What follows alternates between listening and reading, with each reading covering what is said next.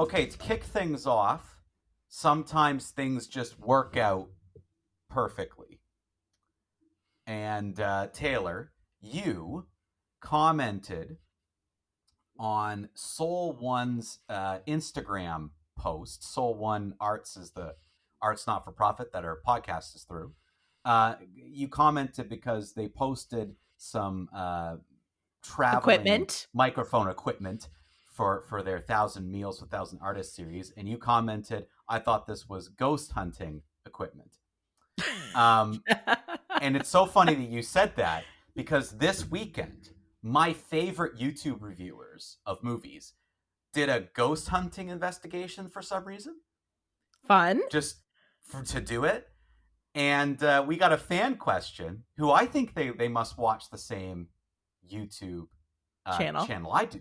Because this fan question says, hi, Mike and Taylor. I was just watching a really interesting video about a group of movie reviewers who go ghost hunting. And I was wondering, what is the weirdest thing that both of you could do for this show?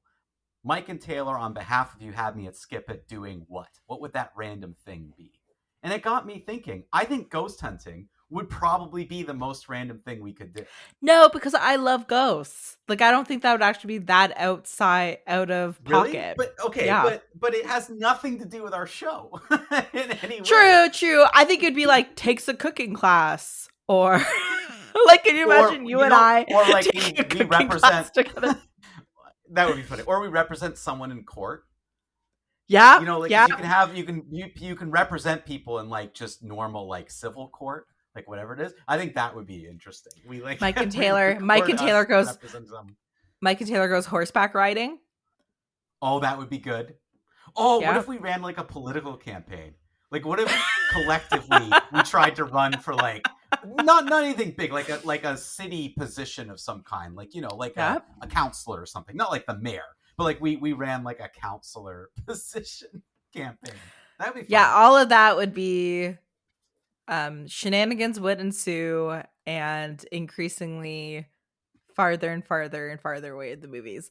So yeah, I think I will say that sounds like a lot of work, and so don't get any ideas, fans. We will not be doing Mike and Taylor does blank, because that just sounds like too much work. Although I'm definitely intrigued about this ghost. So have you, Mike, you've watched the episode as well, or what we assume is the same. So is it any sort of, is there any kind of tie-in to a movie, or is it literally just they decided to go ghost hunting that episode? So these particular individuals, they run this YouTube channel, and like their movie reviews are super kind of laid back, and they're three big movie fans, and also clearly some of them went to film school, like the technical way they talk about films. And I like them because I feel like they're really like balanced.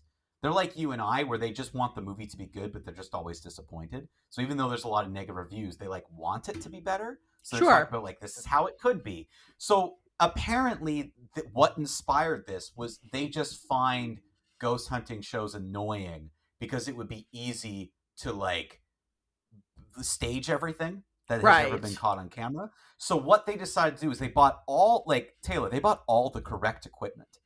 Like apparently they spent like hundreds of dollars buying all this correct equipment, and they went to some famous axe murder house somewhere in the U.S.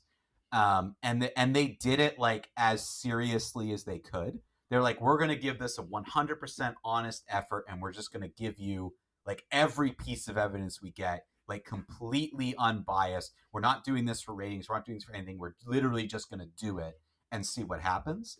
And their biggest takeaway was, just like you said, this is so much work.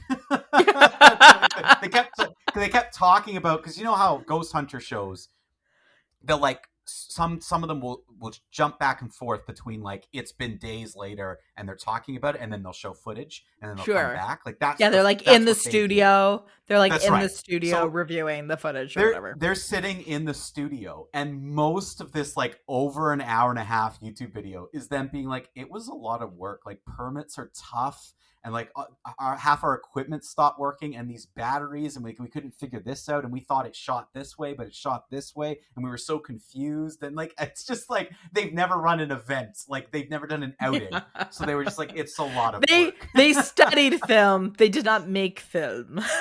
That's right. But it was a really fun video. Like, it's very entertaining. Their channel's a comedy channel, kind of like how you think this show's a comedy show. Like, that's basically their channel. Kind of. Is it not? Channel. Is our show not a comedy show?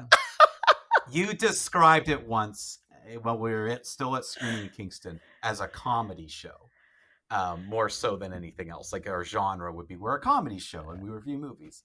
I don't know. Yeah. I don't know. I guess I'm living in a delusion. Fans, right in. You what also, genre are we? Later that episode, you also called yourself the talent. So I don't know what was going on that day. You're like, I'm just the talent. I show up. So I continue to feel that. I feel like I am the comedic talent on this movie review podcast. I stand by that. And people can write in and tell me if I'm wrong. Or better yet, they can run it through ChatGPT and AI can tell us the truth, because apparently that's what everyone's. I found out today, Mike, that there's people on my, not my staff, the staff at my work, who just casually are using ChatGPT to like write letters and stuff in the office. To write letters? Oh. Or like, someone will be like, oh, can you edit this for me? Oh, I ran it through ChatGPT. I'm like, is everyone in this office using ChatGPT but me? I don't think it's everyone. I think there's only a couple people. No. But at my work, we don't use ChatGPT, but we use an AI system that helps us with editing and stuff. But because I work in marketing, it's like programmed with like the brand guidelines of every client. Sure. So you tell it, oh, I'm working on this client, I wrote this email, and it will make like edits sticking to the same brand guideline. So that's how I use it, more of like it's a nice editing tool. For someone who like still struggles with spelling and grammar stuff, AI has helped me out a lot with that, because it just, not only will it make the changes at the end, it like explains what it did. And that, I like that. Well, then the same coworker was like, oh, like so-and-so used Grammarly. And I'm like, oh, well, I don't consider Grammarly AI, but I guess it uses AI technology to edit. It uses AI, yeah. Yeah, like AI, I never even, I'm just like, oh, that's just like an editing software. But I think it's different to like AI. Editing software versus like, oh, I put in a couple sentences. Creating something on its own. Yeah, that's a little more so. But yeah, technically it's all AI. It's all AI. There you go. Before we move on to anything else, I want to make sure we get this in, because it's going to be the title of our episode. That movie Megalopolis just absolutely bombed. Mike, I've never heard it. I've never heard it said out loud. Megalopolis. Is that how you say it? Yeah. See, you know what? Every time I read it, because I haven't heard any videos stating the name. When I see the name, I just assume it says Metropolis, and it's a remake of the 1920s German expressionist movie named Metropolis. It's not. It's a different name, apparently. Yeah, Megalopolis. And actually, we have to say the name, because the title of our episode today is Megaflopolis, because it completely bombed at the box office. So this movie had $120 million budget. It made $4 million domestically, and $4.9 million worldwide. Apparently, and that it's the worst flop I've ever seen in my lifetime. Is it Coppola? Who directed this? Christopher Coppola. I read that Adam Driver is in it. Yeah. I read that Francis Ford Coppola spent $100 million of his own money. I think he backed the movie itself. Yeah, I mean, from the trailers, and from what I know, it takes place in like a fictional city called like New Rome or something. But it's probably New York City, but in the future. And like Adam Driver is some sort of architect who can control time or something. I mean, none of the trailers seemed interesting. None of the marketing seemed interesting. And honestly, this movie was just going to fly under the radar to me, but I'm definitely going to see it now. I Definitely. Like a flop that big, I've got to see this. No uh, one went to see this movie. I have to see it. well, how what's the runtime? Do you know the runtime? Probably over Oh, 3 I think it's hours. like 2.5 hours, I think. I don't think it's over 3. I think it's 2.5, but Okay. I can look that up.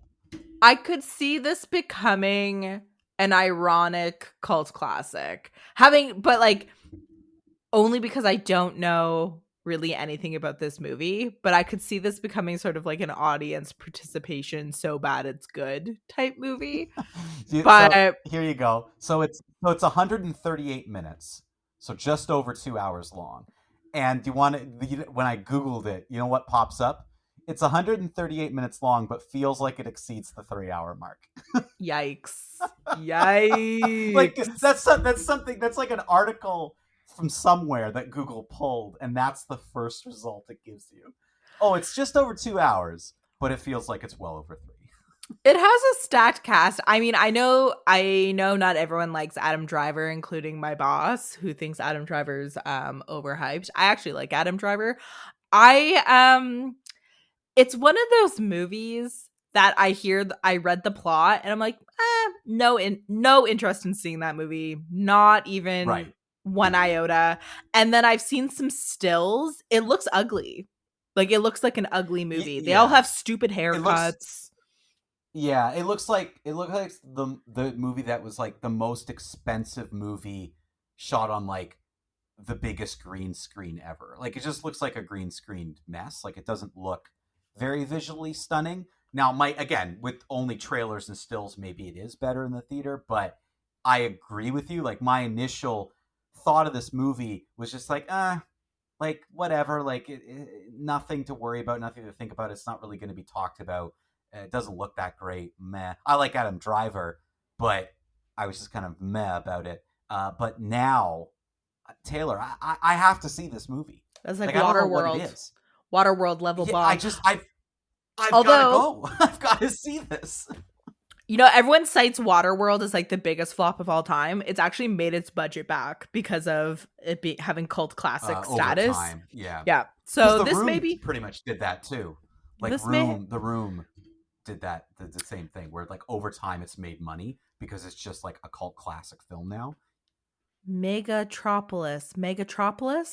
That it may very well Megalopolis. Megalopolis. We may live to see the day of it making its budget back, but $120 Maybe million. it's gonna be tough. I don't know. That's we're not talking shoestring budget there. And when I said that it looks ugly, like I'm not even talking about like CGI, like I'm talking about like more mise en scène, like costuming, like the coloring they used.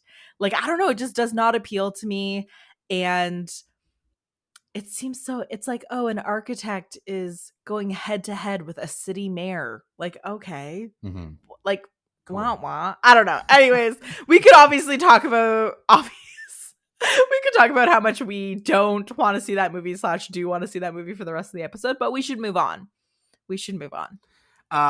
Yeah, so we should address the sort of big elephant in the room coming up because we did get a couple emails about this from fans. The Joker movie's opening this weekend. You and I have talked, and we kind of feel similarly about this, that we feel like we want to wait to see this movie mainly because of its very long runtime, not enjoying that first Joker movie, to sit through like over 3 hours of this movie in the movie theater. Like I don't know if I can do it as much as people want us to see it and review it. I feel like this is going to be a late review for us. Yeah.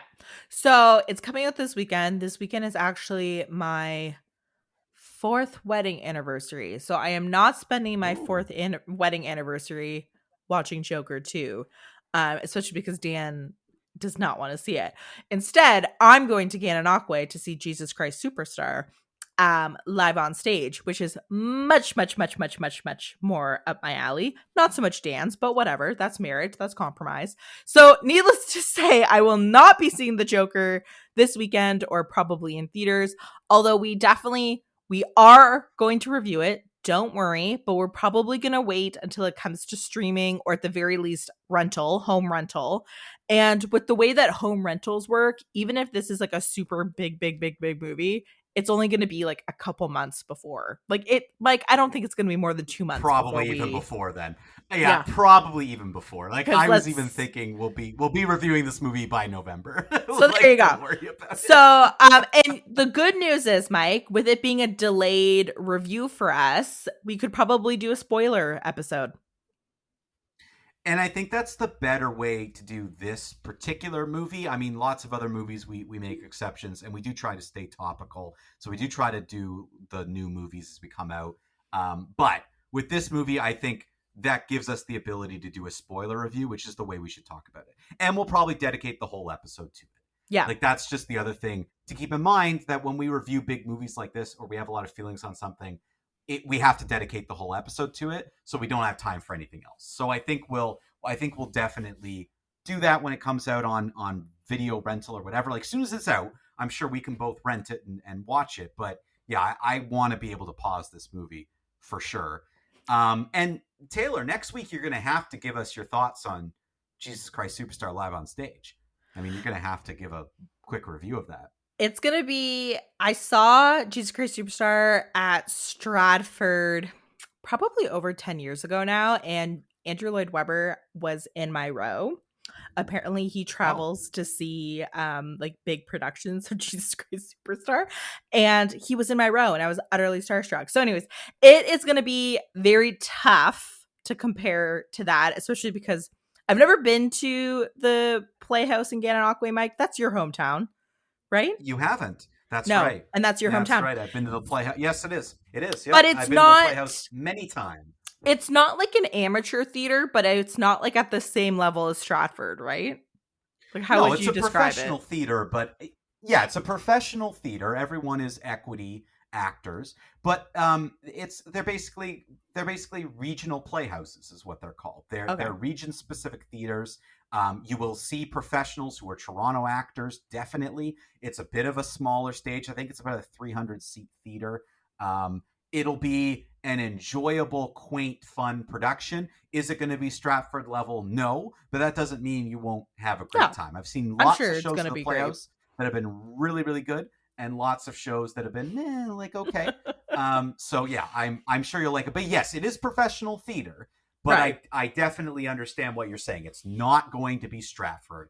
That's Like for sure. temper my expectations because Stratford is like beyond. Yeah, Like to me, like I actually that's prefer right. seeing productions in Stratford than Toronto, in my personal Yeah, opinion. But so in terms of the theater world, Stratford and the Shaw Festival at Niagara, they're like the cream of the crop for theater in Canada. And then Toronto and Montreal would be kind of that next level because they both have big theater scenes. But you're not going to beat Stratford. Like that's not anything that you can beat. And really, the Thousand Islands Playhouse, Taylor, once you go there, it's interesting. See if you can grab something that maybe has their story. The whole idea of the Playhouse was to sort of create another small Stratford. Because huh, Stratford, that festival popped out of a town that was about the size of Gananoque.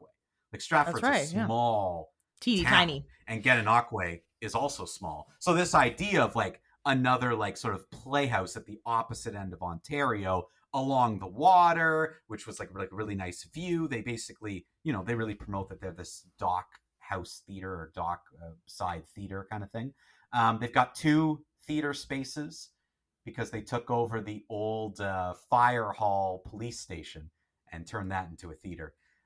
So yeah, it's a very nice place. The guy who runs it was my old manager. We both worked at Theater Kingston in Kingston together. He was the artistic director, and I was Cool. his associate. So yeah, it'll be you'll enjoy it. I think you'll have a good time. But you're gonna have to give us a review I will. next week. You're gonna have to Obviously, give us a theater review. a theater. Longtime listeners will know my favorite stage production is Jesus Christ Superstar. So I'm over the moon. Dan keeps thinking we're going to go see Joseph in the Technicolor Dreamcoat, which he likes more Hmm. than Jesus Christ Superstar. Hmm. And I'm like, hate to Hmm. break it to you, babe.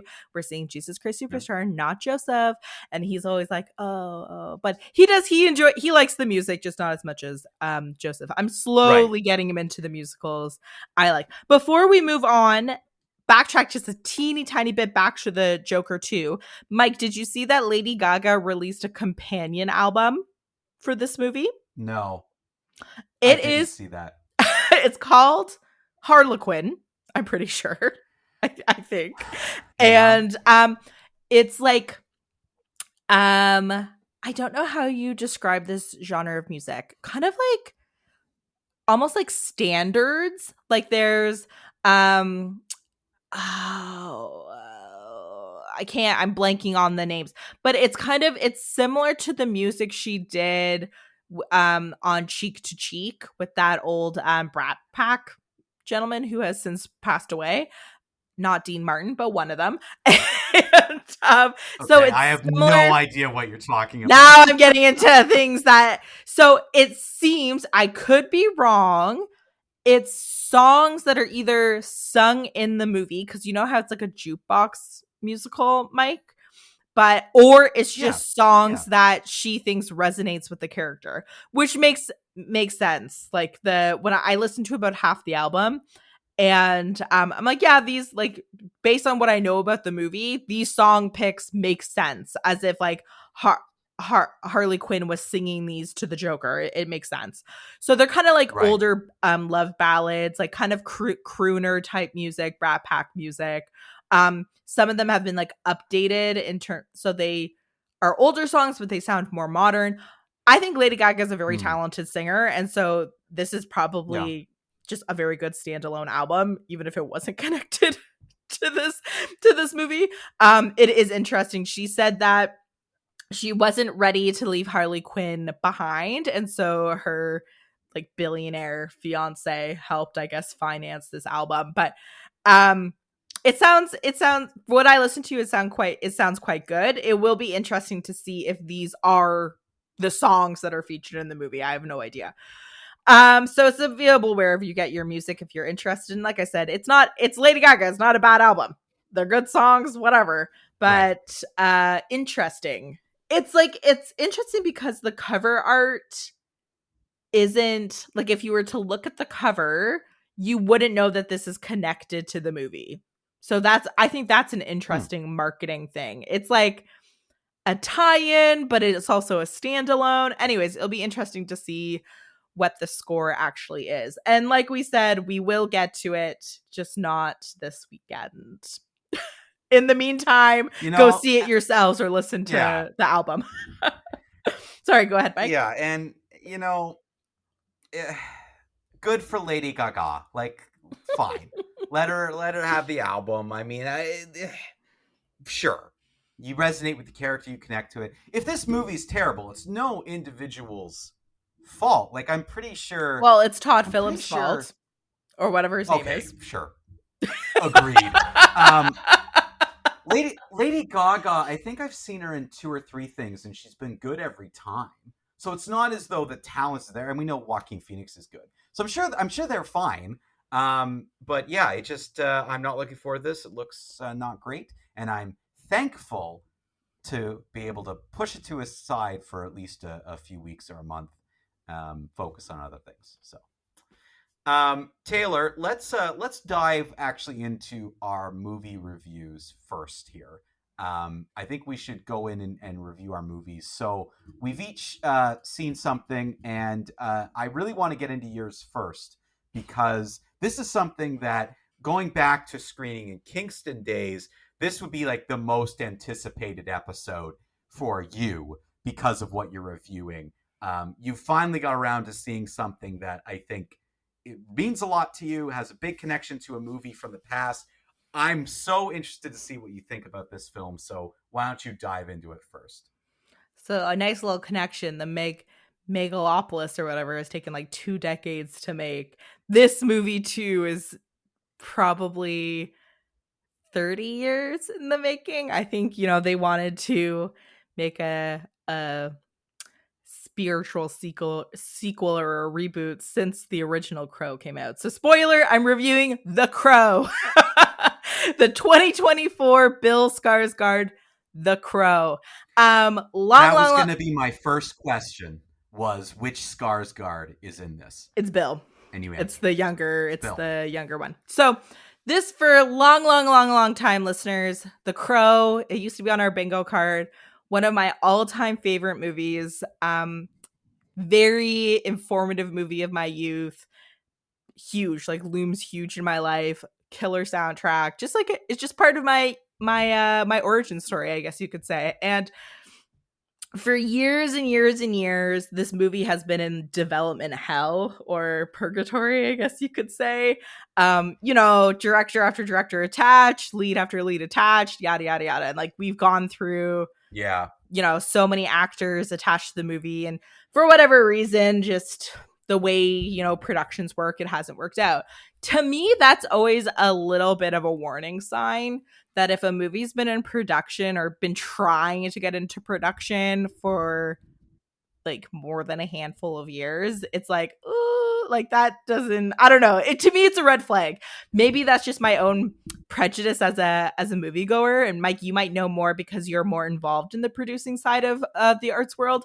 But it does seem like a red flag when they're like, this production has been trying to get off the ground for 10, 15, 20 years. Well, maybe there's a reason why it hasn't gotten off the ground.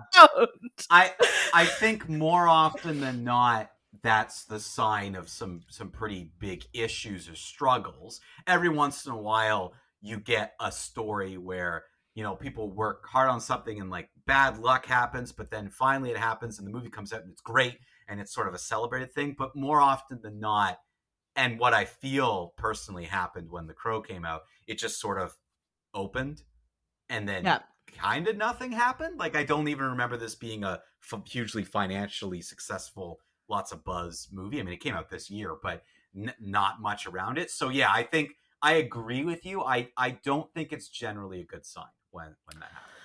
So, and a little bit more background for people who aren't familiar with this IP. It's based on a comic book and a graphic novel from the late 80s, early 90s. My emotional connection to the IP is only from the Brandon Lee, and I think the movie came out in 1994. Correct me if I'm wrong, Mike. My only connection to this IP is that movie. I haven't seen the direct to videos. I haven't read the graphic novel. I haven't read the comic books. I'm just like, I just love The Crow, the movie. So what I know about the franchise is that it's a series of comics, and I think it became a graphic novel.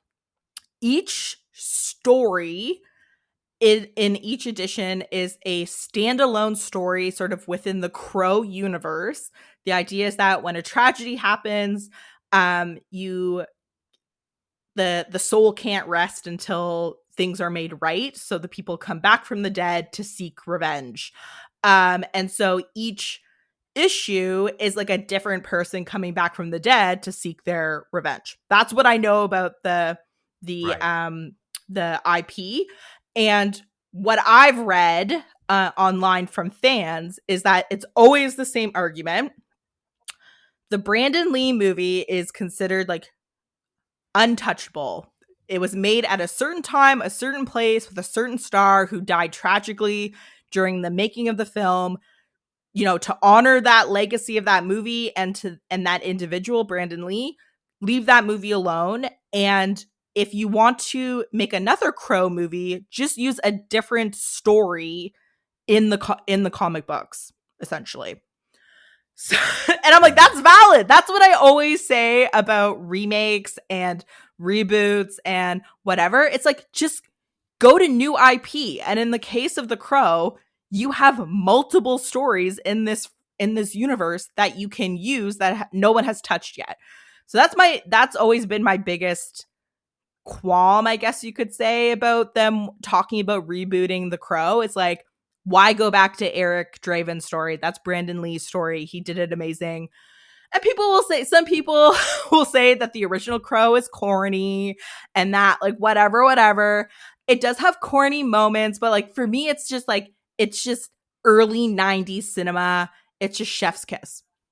Okay, that brings us now to 2024. Bill Skarsgård had been attached probably for the last, what would you say, Mike?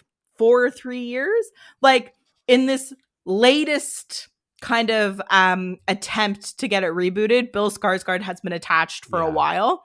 He plays Eric Draven's character. It feels like Sorry, go ahead. Like we've been talking about it for at least 3 years. Like it feels like I can go back and remember maybe 2 or 3 years ago the announcement being like he's attached to it. Yeah. And so that kind of bodes well that like in the most recent attempt, I guess, the star has stayed. I don't know who directed this movie. I don't know who wrote this movie. Bill Skarsgård plays Eric Draven, and then and I apologize, I've never heard her name pronounced, so I'm probably doing this wrong. It's FKA Twigs, but I don't know if you pronounce FKA as like a word or just FKA. So anyways, FKA Twigs plays his girlfriend, and in the original movie they're fiancés, and essentially it's not ruining anything. This is the whole premise of the Crow. A horrible tragedy happens, they both die. Eric comes back from the dead to avenge his girlfriend, and in the original movie his fiance. So that's the only, like, their names being the same, the fact that they're in a romantic relationship, and the fact that they die traumatically. Those are really the only things it has in common with the original movie. And then the mythos, I guess you could say, of the Crow bringing you back and like making you invincible in order to seek revenge. That part. Everything else was a big divergence from the original movie.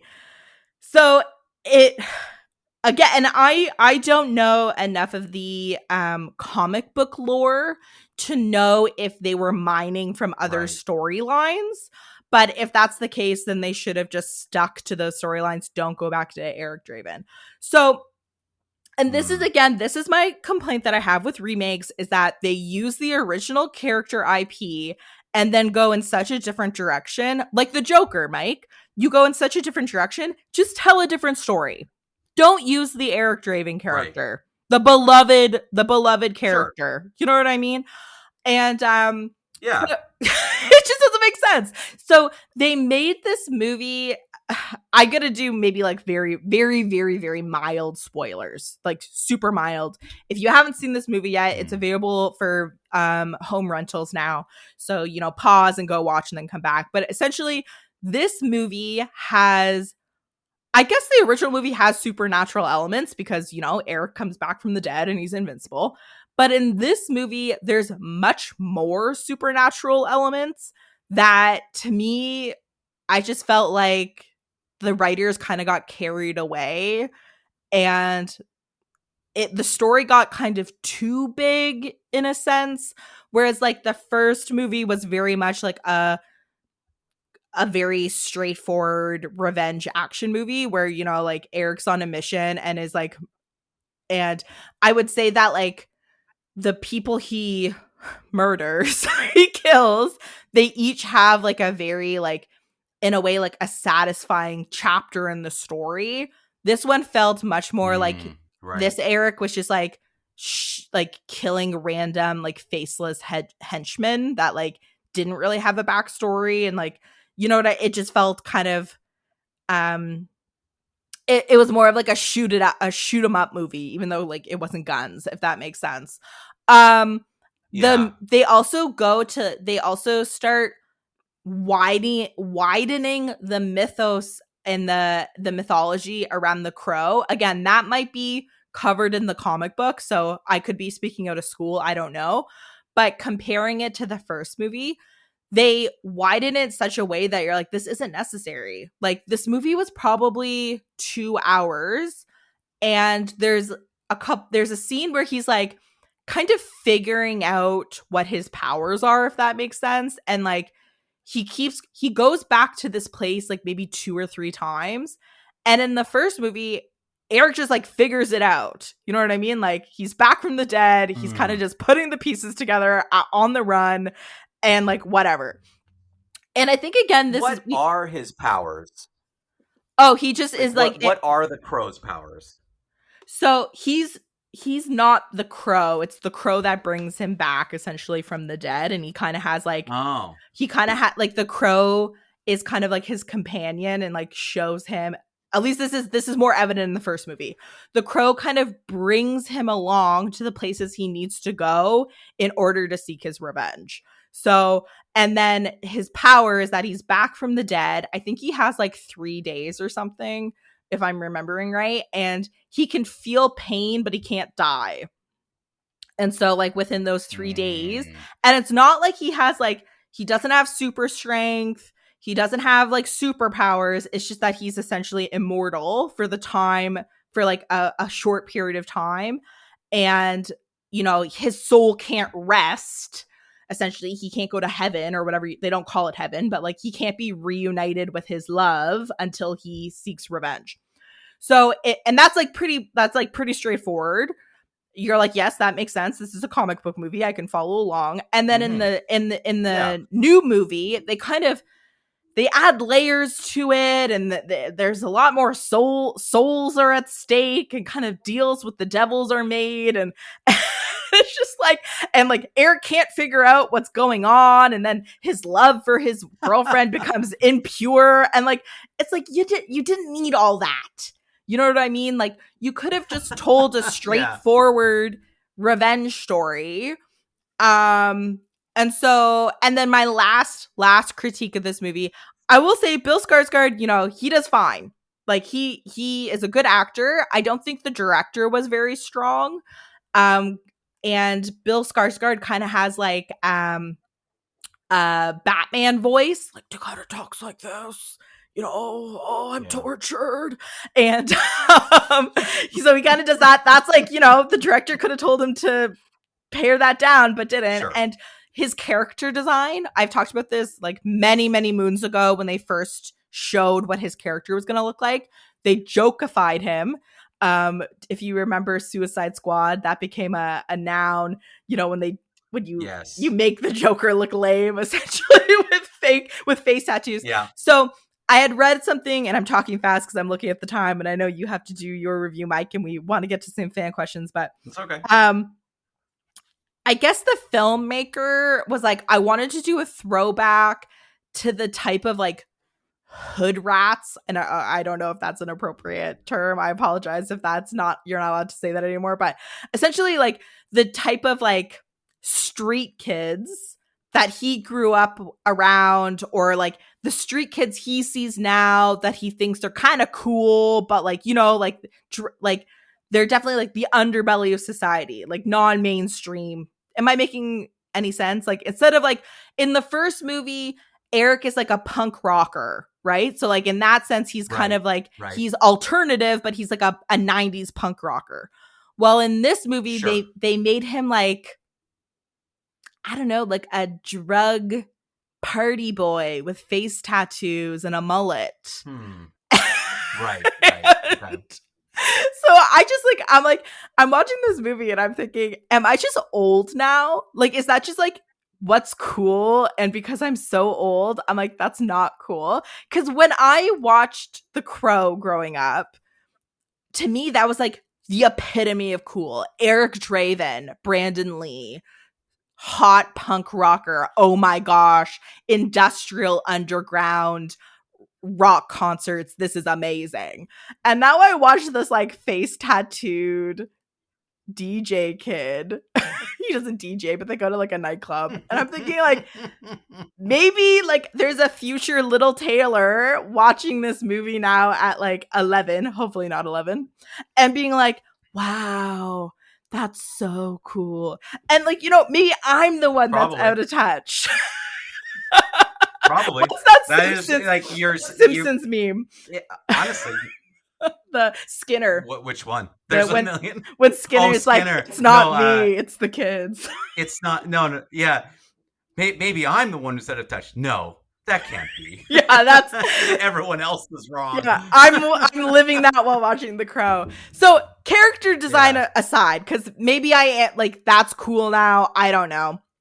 Um, I think this movie is too convoluted. I think it diverges too far from the original movie. Again, with the caveat being this might draw upon IP I haven't read. I just felt like you could have just made this a different movie and not call it The Crow. That's what I felt like while watching this movie.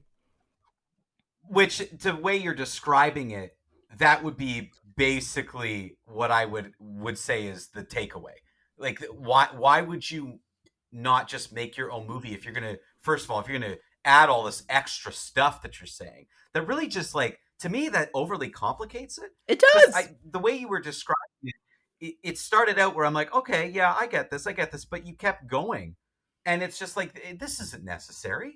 This is all this extra stuff is not needed. Like, you're overly complicating something for no real reason. That's what it sounds like.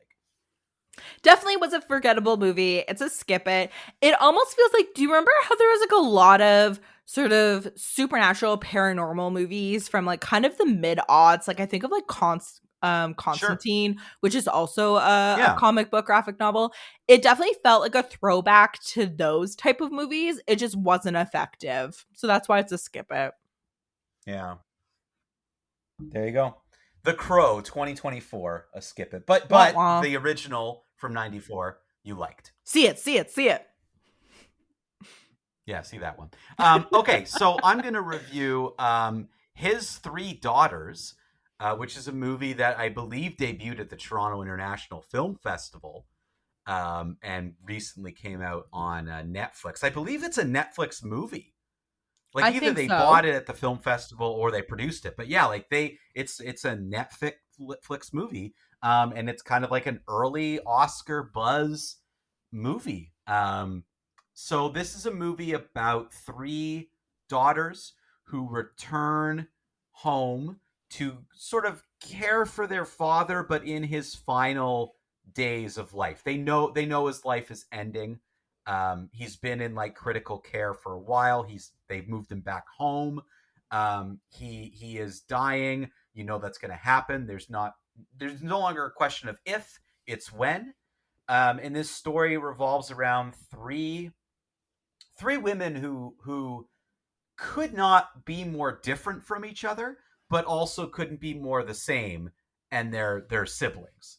So all the drama and exciting incidences and what you're watching the movie for is the way these three women relate to each other and the way they communicate and their kind of journey of themselves through the sort of veil of our father is dying. So you've got Carrie Coon, Natasha Lyonne, and Elizabeth Olsen, who play the three women. They're sisters.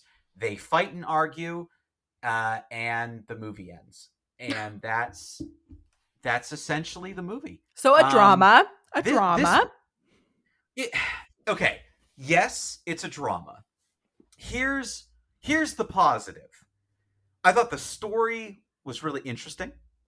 I thought the three lead actors were all excellent, knocking it out of the park. I really, really liked the use of small spaces. Like, this really takes place in, I would say, really two locations. One being this apartment, or this, I think it's like a condo, because I think they mentioned he owns it. So it's like a small condo that he lived in and lives in. And so it mainly takes place there and like just outside of that, like on the street in front of the building. And that's really it. Like, for the most part, we are within these very constrained locations, just having people talk to each other. It's very stage play, actually, where it's very much, I don't think it was, I think it's an original story, but it reminded me a lot of a stage play, and in some of these positives, where I liked the use of space.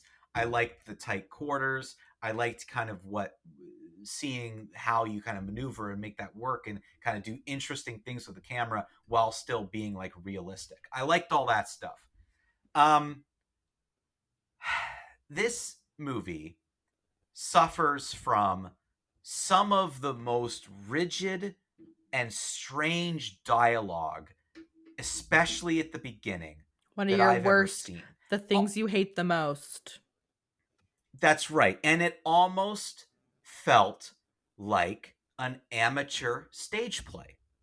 And what I mean by that is there's two scenes near the beginning where Carrie Coon and Elizabeth Olsen are both on the phone with clearly their like husbands or partners or somebody who's not there. Like they've left a family at home and they've come back here. So the two of them being the oldest and middle child, they've like moved away. They've come back. It's only the youngest, who's Natasha Lyonne's character, who's always been around. Like she's been living with him for this period of time.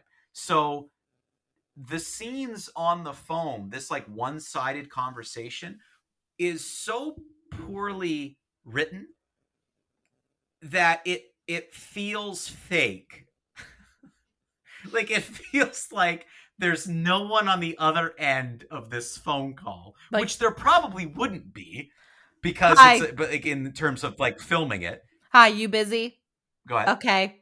That's like the phone. I'm doing the phone call. Hi, you busy? Okay.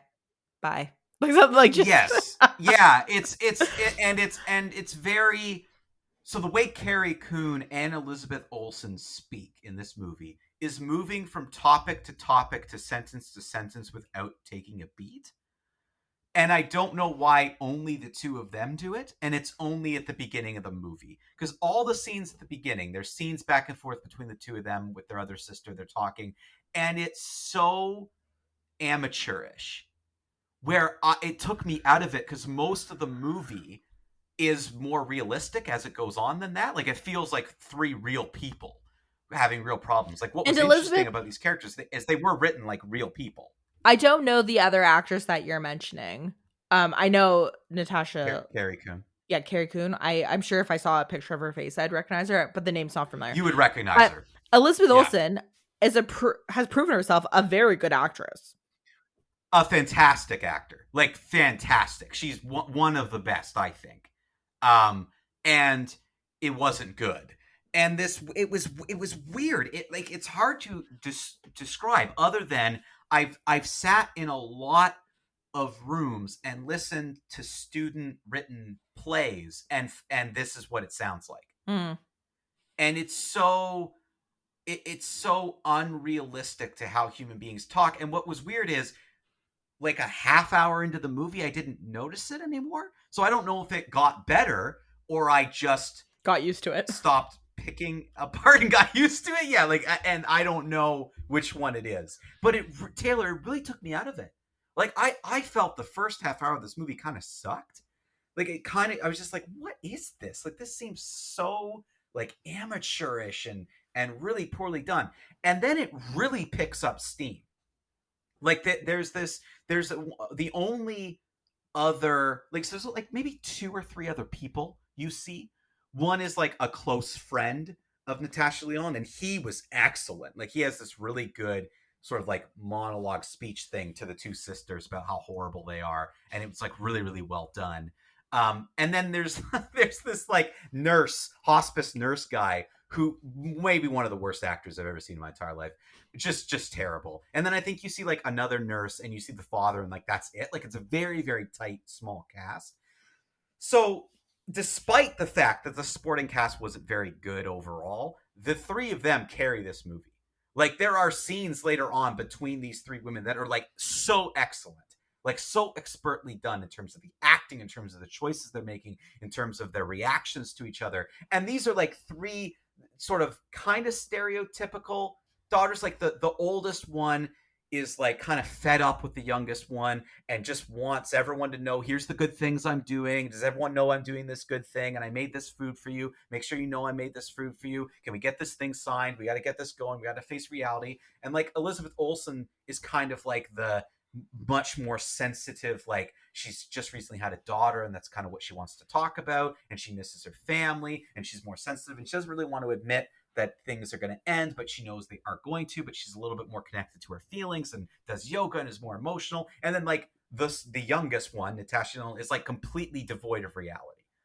Like, she spends half the movie smoking pot, wants to deal with this in no ways. She's like shell shocked. That's what you learn throughout this. Like, you learn why each of them are kind of reacting this way, though it's kind of obvious.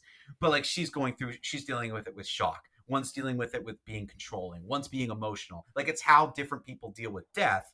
And I found it really realistic, which made the beginning of the movie that more confusing to me as to why it seemed almost not as bad as like The Happening and Night Shyamalan, but almost to that level of bad where I'm like, I think you probably could have spun these monologues and opening lines through like a couple more reviewers a few more times. Like, Do you have a wonder? dramaturge review this a little bit. Do you wonder if it was? And I'm not saying that it was the right decision, but I wonder if it was a dramatic choice because, like, the sisters, like, to emphasize like the awkwardness of the situation. Like, the sisters aren't comfortable with each other. They're talking in stilted Yeah. sentences, and they just maybe And if so, it just didn't work for me. right. You know what I mean? Like, I don't think I needed that. Because you might be right. To give credit to the filmmaker, because the rest of this movie was pretty good. Like, if I'm going to compliment anything, it's the three leads first, and it's the director next, because this was really well directed, and the director is also the writer. So you might be right, and maybe that's but then that just didn't work for me. Like, I don't think I needed like it could have that. Like, just you can show that without a weird convention. they they just it could have been a swing and a miss, right? In Yeah, that instance, yeah, or it was just a very yeah, poorly a poorly written first act. That could have yeah. happened too. And I'm gonna say one more thing that's gonna make people who've seen this movie angry at me. Okay, Okay. I did not like the ending. The ending didn't work for me. Yeah, I don't think it worked. I get exactly what they were going for, and I called it the minute the ending began. There's like a 10 to 12 minute ending sequence. The minute it began, I'm like, oh, this is what's going to happen. And that's exactly what happened. Like, very predictable. It didn't work for me. I don't Are think it was necessary. I don't think it tied the movie up in a bow. It didn't work. are people saying they like the ending? Because I'm assuming you're saying, oh, people most people who saw this movie will like the ending. Yeah. okay. I don't know this for sure. I'm just, as someone who's watched many movies and knows many human beings, I think most people will love this ending in a way that makes me uncomfortable, because sometimes when people like show so much affection and love for things that are stupid, I really question my own Barbie self. cough. Barbie cough. Yeah. So so I know people will like this ending. I can understand why. I think on the surface it hit all the right beats, but I, one, called it, and two, thought it didn't work for me. I think the ending should have been more about a particular other part that I just don't want to spoil it, because it's only just debuted on Netflix. So I feel like we got to give people more time. But I feel like it was a bit of a disservice to the movie to end it in the way that they did. It didn't work for me. It fell flat. With that being said, the middle of this movie is very good. Had issues with the beginning, had issues with the end. That takes it away from being a see it for me. I'm still going to give it a stream it, because I think a lot of people will like this movie. The acting is really well done. I do think the story's good, and I will compliment the director and the writer, who's the same person. They did a very good job for the most part. It was just tighten up that beginning, make it make more sense, make it be more realistic, have someone else take a look at that dialogue, clean it up a bit, and understand the focus of the movie were on particular individuals, and we pulled focus away from them to end the movie. And it just didn't work with me. It really didn't. So yeah, for me, His Three Daughters is a stream it, And I know that'll disappoint some because I know there's a lot of buzz around this movie. But yeah, there was too many things that just didn't work for me in the end. Cool. Well, Taylor, I was going to ask. We don't have time for fan questions. Not even one? Can we squeeze in one? Because I think we didn't All get right, to. we can it's my favorite. It's my favorite. The questions are going to pile up, and we're going to have to do a fan bag, which mailbag. And I don't know if you like them as much as I do, so I'm actually doing this for you. I don't. I mean, one's not going to make a difference. Taylor, there are 42 questions. Mike, what have you done? I don't know. I just keep forgetting about them. We're gonna have to do a fan. There's 42. Yeah. We're gonna have to do a mailbag. Okay, well, do one. Okay, here's a good question. Hey Taylor and Mike, I have a question about the fall movie season. Now this might just be me, but the minute we turn into September, all I want to do is talk Halloween. You've mentioned on your show several times about a Halloween-themed episode. Is this something you've done before? I thought your show was new. You seem to be talking like you have lists and things available. Is there anything I can get from you that gives me my good Halloween fix nice and early? Because I'm telling you right now, every weekend, I'm watching Halloween movies and scary movies all the time, and I had no idea that you were both big horror fans. So this must be a really new listener. Yeah, well, because it sounds like you don't even need our list. You're doing fine. But long-time listener or new listener, this is the second generation of our podcast. We used to have a show called Screening in Kingston, and we recorded that for almost 6 years. And every year we would do a Halloween special. So yes, there are lists, although I don't think they live anywhere, Mike. You would have to, I don't know how you would find those episodes. No. Not easy to find, but we certainly will have a Halloween episode this year. And in fact, Father Quirk would like to come on to do another ghost episode. He wants to do actual scary movies because the ones he picked for his summer drive-in were kind of horror comedy. So needless to say, we will do a Halloween special. Yes, it's fall. I feel like, Mike, the last 10 movies I've reviewed have been horror movies, and the next 10 movies I review will probably be horror movies. So you don't have to worry about that. But yeah, I can't. The existing lists, they're just out there. You'll have to track down the old show somehow. You can definitely find Screening at Kingston still on various podcast platforms. Like, it is out there, and you can just look at our Halloween episodes. But we'll make sure to bring up some of our favorites, because this is our first Halloween episode in the new format. So we'll make sure we bring up some of our favorite horror movies this time. Let's make sure we'll leave 10 minutes at the end of our Halloween episode, even if we go a little over time, Taylor. And let's just give a quick list of our favorite Halloween movies. And we'll make sure to do that so it lives on the new podcast forever. Perfect. Excellent. That sounds good. And tell us, I know there's a lot of fan questions, but to this fan who didn't leave a name, feel free to write in closer to Halloween and tell us your favorite episodes. Your favorite movies. And we'd love to hear from you. Excellent. Yeah. Well, Mike, that's so now you have what, 41 instead of 42? 41 to go.